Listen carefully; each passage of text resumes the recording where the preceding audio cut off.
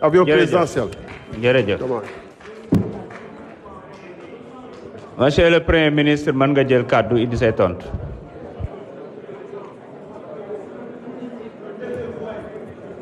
S'il vous plaît. Nañu wéyal déglu bi. Merci beaucoup. Je pense que dans les interpellations de l'honorable député Thierno Alassane Sall, il y a beaucoup d'amalgame.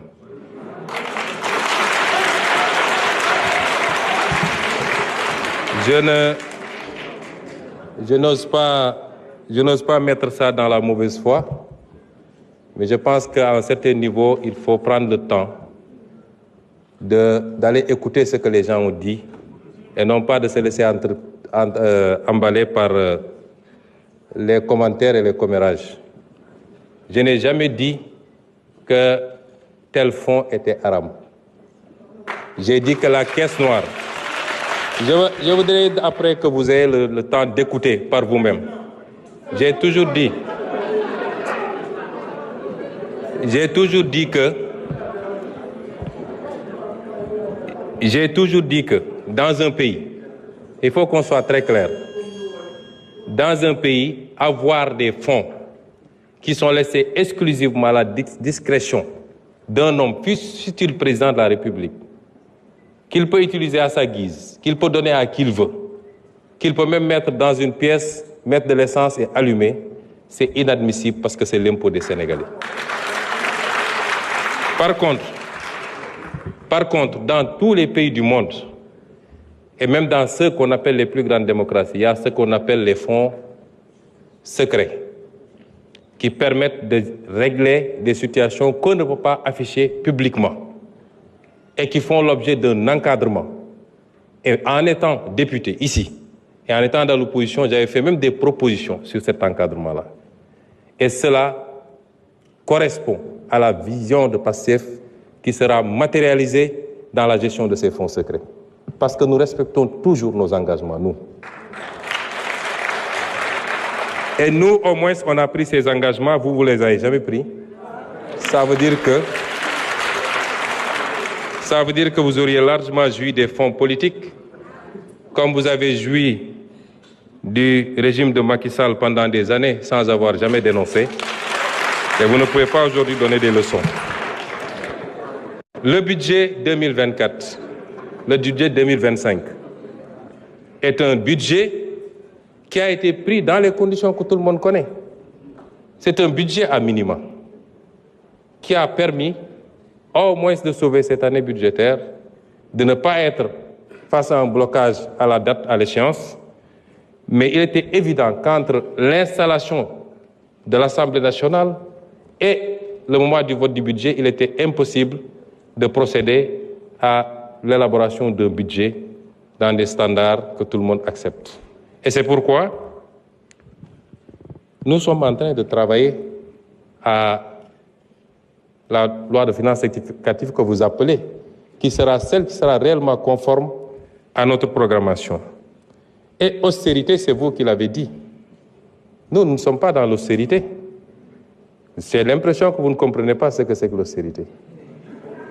Nous ne voulons pas que le pays s'arrête malgré la situation difficile. Nous voulons aujourd'hui travailler malgré tout, en faisant des efforts sur nous-mêmes, à dégager des marges budgétaires qui nous permettent, tout en continuant à respecter nos engagements, aussi bien par rapport à la dette intérieure que par rapport vis-à-vis de nos engagements internationaux, de pouvoir avoir des marges budgétaires pour lancer le programme Vision 2050. C'est de ça qu'il est question. Et ça, ce n'est pas de l'austérité. Parce que nous sommes très conscients que la plupart des pays, quand ils sont confrontés dans cette situation, le premier réflexe, c'est de tomber dans le piège de l'austérité.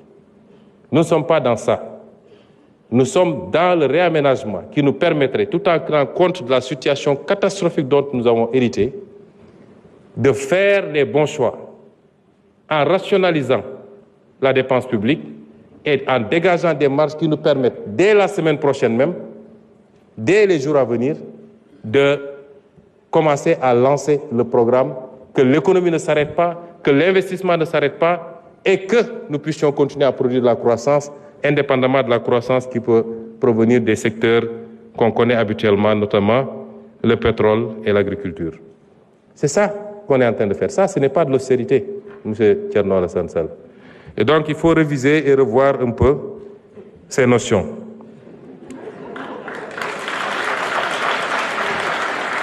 Et vous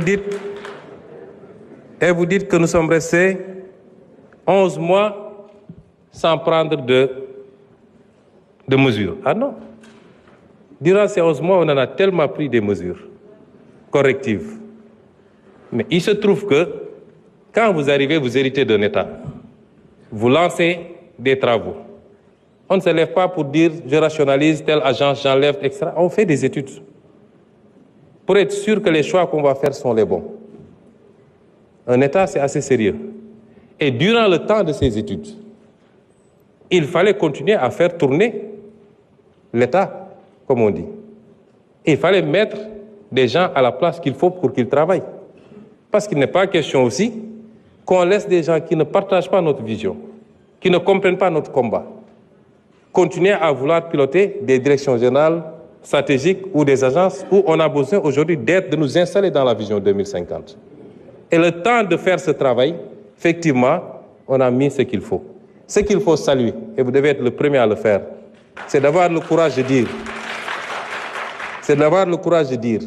nous ne subirons pas la pression du militant, nous ne subirons pas la demande militante, et nous allons faire les réformes qu'il faut. Quitte à dire à un directeur général sur 3 que nous sommes désolés, mais le pays n'a pas besoin de cette responsabilité pour le moment. C'est ça le courage politique. On aurait fait comme tout le monde, comme vous avez fait quand vous étiez au pouvoir, on allait laisser les choses telles quelles et même créer de nouvelles agences. Monsieur Sall, quelquefois, il faut savoir applaudir, c'est bon. Ça ne vous enlèvera rien. Vous ne pouvez pas vous inscrire dans la critique gratuite, c'est pas bon. Les initiatives sont salutaires et saluées par tout le monde, mais dites gongo et puis c'est fini. Je vous remercie. jërëjëf njiitu jawriñ yi mbokk yi